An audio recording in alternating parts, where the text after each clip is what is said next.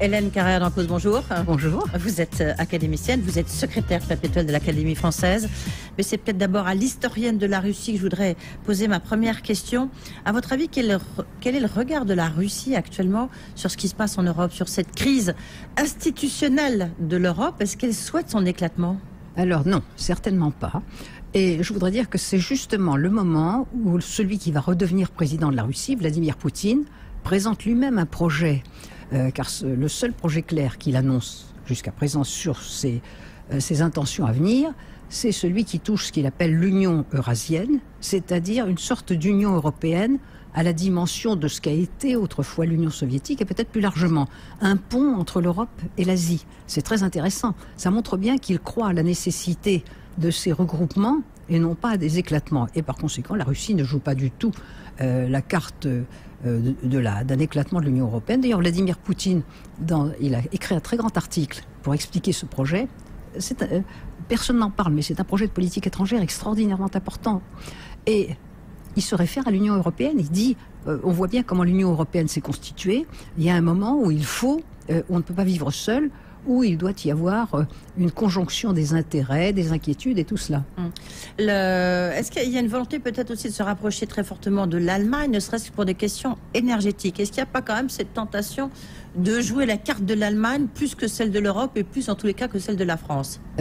Bon, alors je dirais, vous le dites brutalement, je le dirais moins brutalement, il est tout à fait clair que la Russie a compris que l'Europe, elle n'est pas disloquée, mais malgré tout, il y a deux Europes. Il est clair que la France est un bout de l'Europe. Ça a toujours été son problème géographique. Et l'Allemagne est le cœur de la nouvelle Europe, de cette Europe qui s'est élargie à partir de la fin de l'Union soviétique et de l'émancipation des pays de l'Europe de l'Est. Et du même coup, c'est vrai que l'Allemagne est le partenaire absolument privilégié de la Russie. D'abord, il y a le Nord Stream, c'est-à-dire ce canal d'échange qui est fondamental, absolument. Elle est clairement perçue comme le grand pays européen aujourd'hui. Ce qui n'empêche que la Russie conserve pour la France une vieille tendresse. On le voit bien dans le fait, qui est très intéressant, que l'année dernière a été l'année croisée France-Russie et que les Russes ont insisté pour qu'on prolonge cette année. Bon, c'est assez intéressant parce qu'en fait, ils jouent économiquement l'Allemagne. Et en même temps, ils ne veulent pas se dissocier de la France et ils ne veulent pas jouer la carte d'une Europe qui soit véritablement en deux morceaux. Oui. Donc ils ne veulent pas jouer la division de l'Europe, même s'ils ont des intérêts qui sont plus proches, des intérêts énergétiques qui sont plus proches de l'Allemagne.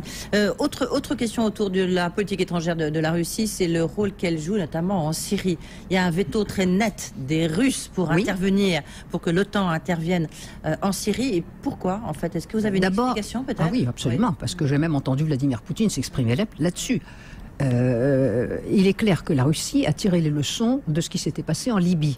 En Libye, pour montrer sa bonne volonté à l'égard du monde occidental, Medvedev n'avait pas opposé de veto à la volonté d'intervention.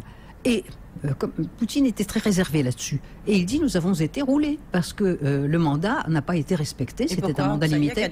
Non, le mandat n'était pas un mandat de destruction. Il n'y a pas eu d'intervention terrestre, il n'y a pas eu de... Oui, enfin, il y a eu toutes sortes d'arrangements, et tout de même, il était question de protéger les populations civiles, certainement pas de mettre la fin à un système politique. C'était une intervention qui est allée au-delà de ce qui avait été convenu.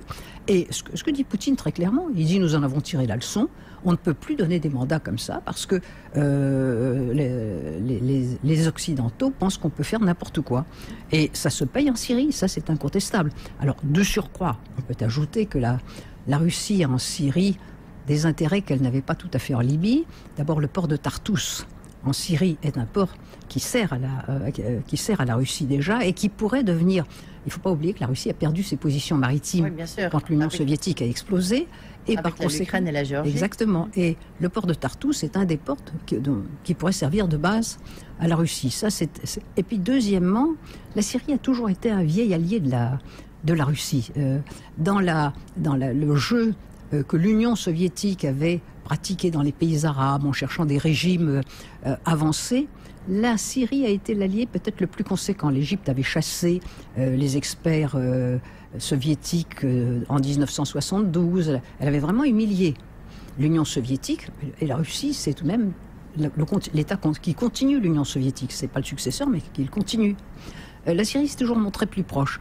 il y a le lien entre la Syrie et l'Iran, qui tout de même intéresse aussi la Russie et ne veut pas offenser l'Iran. Elle a un jeu très subtil et il y a quelques pays sur lesquels elle mise et incontestablement laisser montrer que les régimes politiques dépendent complètement des Occidentaux, c'est ce qui est arrivé en Libye, c'est un jeu que la Russie ne veut plus jouer. En tous les cas, l'expérience libyenne va peser lourdement sur les relations internationales. Oui, c'est ça qui est très intéressant dans ce que vous dites. D'abord, quelle est la situation économique en Russie actuellement? Parce que la Russie a été très très frappée par la première crise économique 2008-2009, avec suite à l'effondrement de Lehman Brothers. Est-ce que aujourd'hui la situation elle n'est pas très mauvaise. Il faut bien reconnaître que la Russie s'en sort d'une façon. Avec les prix du pétrole qui montent, évidemment, que positif. Ce qui est d'ailleurs un problème pour la Russie, parce que il est très tentant, et ses responsables le disent, il est très tentant de se reposer complètement sur la ressource énergétique. Et en même temps, Vladimir Poutine l'a dit souvent, le résultat de ça, c'est que nous ne travaillons pas assez au développement de notre industrie, à nos investissements. Un jour, il avait dit, il ne faudrait pas que les prix du pétrole dépassent 80 € le baril, vous voyez. Mais en même temps, ça permet à la Russie de s'en sortir, incontestablement. Ça lui permet de traverser cette crise. C'est tout de même le pays où on a augmenté les pensions récemment, où il y a un programme pour la natalité, un programme social qui n'est pas négligeable, où les salaires sont payés et augmentent. Donc la Russie veut montrer qu'elle est capable de traverser la crise dans des conditions acceptable. Est-ce qu'il n'y a pas une forme de népotisme lorsqu'on voit Vladimir Poutine qui va récupérer le poste de président? Il y a des élections là aussi en début de l'année prochaine. C'est incroyable cette histoire, non, d'avoir Medvedev qui lui garde la place au chaud. On pensait quand même que Medvedev y allait et puis finalement non, c'est Poutine qui retrouve son siège. On avait pensé que le tandem était un vrai tandem, et je vous dirais même que il y a ce qui s'appelle le forum de la politique de Yaroslav, qui était une sorte de lobby de Medvedev qui s'est réuni au mois de septembre, qui se réunit tous les ans. Et moi, j'ai entendu Medvedev là, à ce forum, il était clair qu'il espérait encore. Et bon, il a dû s'agenouiller après ça. Probablement mais justement, pourquoi a-t-il dû s'agenouiller? C'est lui qui était président de la Russie, donc à la limite, il avait les clés en main. Oui, mais en même temps, il est certain qu'il a déçu la population russe. Et ça, je crois qu'il faut le savoir. La population russe dit Medvedev avait d'excellentes intentions, mais au fond, il n'a rien fait. Il a dit qu'il fallait lutter contre la corruption. Il l'a dit d'une façon magnifique. Mais ça n'a pas progressé depuis 2 ans. Il a dit qu'il fallait moins se reposer sur la rente énergétique. Ça n'a pas progressé. Il a dit qu'il fallait faire des réformes. Ça n'a pas tellement avancé. Donc il y a une certaine déception. Et en plus, alors ça je voudrais le dire, dans l'atmosphère de tourmente que vit le monde actuellement, les Russes désirent une chose, c'est la stabilité, la majorité de la population.